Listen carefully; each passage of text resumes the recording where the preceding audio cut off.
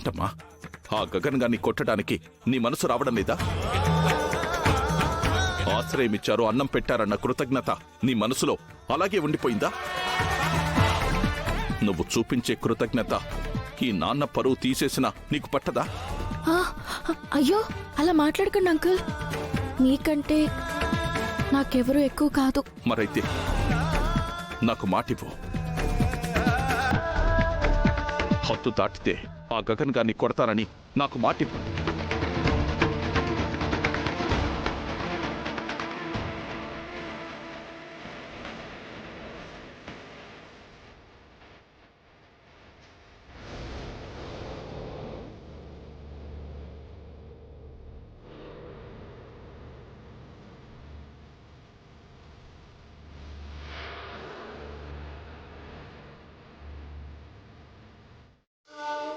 Perfect, super.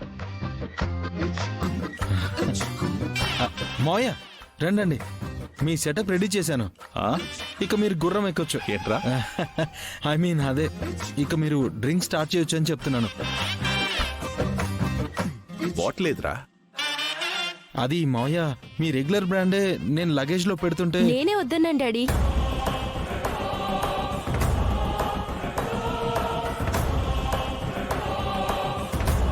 మా friend father Dubai నుండి వస్తున్నారని తెలిసింది. మీకు గిఫ్ట్గా ఇద్దామని ఈ కాస్ట్లీ బాటిల్ తెప్పించాను.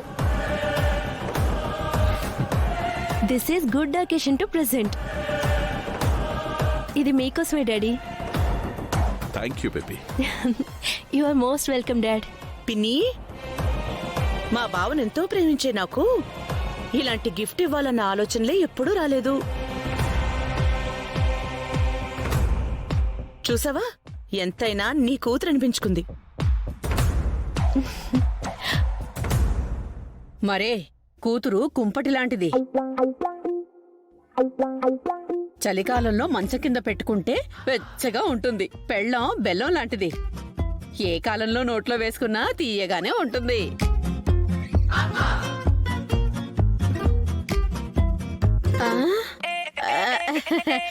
పోలిక బాగుంది కదా అని చెప్పాను. సందర్భానికి సూట్ అయినట్టు లేదు. అప్పుడప్పుడు పిన్నికి పిచ్చెక్కుతూ ఉంటుందిలే బావా. ఇంకా నువ్విక్కడే ఉంటే ఇంకో పెగ్గు ఎక్కువ వేయాల్సి వస్తుంది. నువ్వు వెళ్ళు బావా. బాగుంది అంకుల్, చాలా బాగుంది. ఫ్యామిలీ అంతా మిమ్మల్ని డ్రింక్ చేయమని ఎంకరేజ్ చేస్తుంది.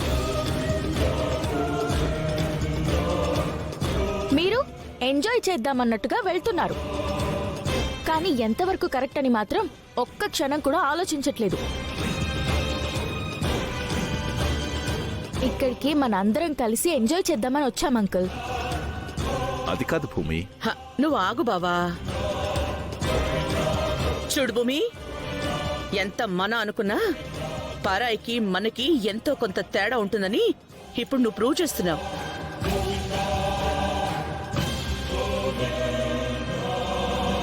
ఏంటి, మా బావ ఎంజాయ్ చేయడానికి డ్రింక్ చేస్తున్నాడు అనుకుంటున్నావా?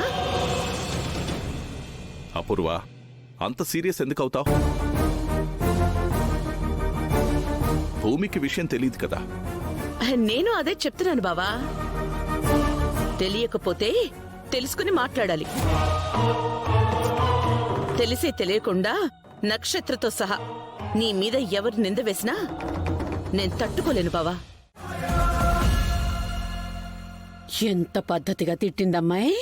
ఇంతకంటే ఈడ్చిపెట్టి కొట్టినా బాగుండు అనిపించటం లేదు. నిన్ను కొట్టే పరిస్థితి తెచ్చుకోకు.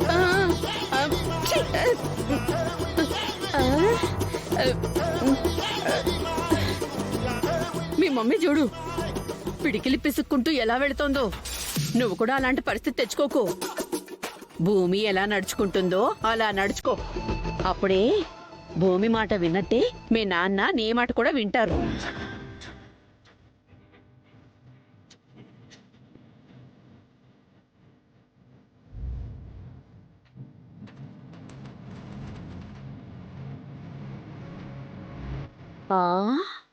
చూడు, ఇక్కడ ఇలా మీ నాన్నని మార్చేసింది, అలా అక్కడ ఇంకో పనిలో దిగిపోయింది. ఫాలో అవ్వమ్మాయ్, భూమిని ఫాలో అవ్వు. భూమిలాగే పనులు చేస్తూ మీ నాన్నని మచ్చిక చేసుకో ఆ? అర్థమైంది కదా ఊ.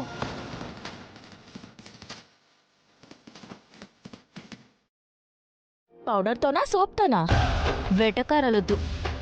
ఆ మాత్రం కడగడం నాకు వచ్చు. అది కాదు చిట్టి, నీ సోకుకి నీ ఎవ్వరానికి ఇది సెట్ అవ్వదేమో. కాస్త ఆలోచించుకో. అసలే సుకుమారంగా పెంచింది నిన్ను నీ అమ్మ. హలో, తిట్టావంటే నేను తిరిగి తిట్టగలను. అనవసరంగా గొడవ పడ్డానికి ట్రై చేయకు. చూసావా, అమ్మ అంటేనే అమ్మో అంటున్నావు. నీకు తెలుగుకి తెగులుకి తేడా తెలీదు. ఇలాంటి పనులు అస్సలే రావు. ఇంకేదైనా పని చూసుకో. నేను ఇంకేదైనా పని చూసుకుంటే ఇలాంటి పనులన్నీ నువ్వు చేసేసి డాడీ దగ్గర మార్కులు కొట్టేద్దాం అనుకుంటున్నావా? అదేం కుదరదు. ఈసారి డాడీ దగ్గర నుంచి పడే ప్రతి మార్కు నాదే అయి ఉండాలి. నేను చెప్పినట్టే డాడీ వినాలి. ఓహో, అంకుల్తో మందు మాన్పించేశానా నీ బాధ? బాధేం లేదు. నీకెక్కువ ఇంపార్టెన్స్ ఇస్తున్నారనే నాకు నచ్చడం లేదు. ఇలాంటివన్నీ చేస్తే అంకుల్ నీకు ఇంపార్టెన్స్ ఇస్తారని నీ ఫీలింగ్. చూడు, ఒక మనిషి మనసు గెలవాలంటే మార్కులు కొట్టాలనో అంట్లు తోమాలనో లెక్కలు వేయకూడదు. ముందు ఆ మనిషి మనసేంటో మన మనసుతో తెలుసుకోవాలి.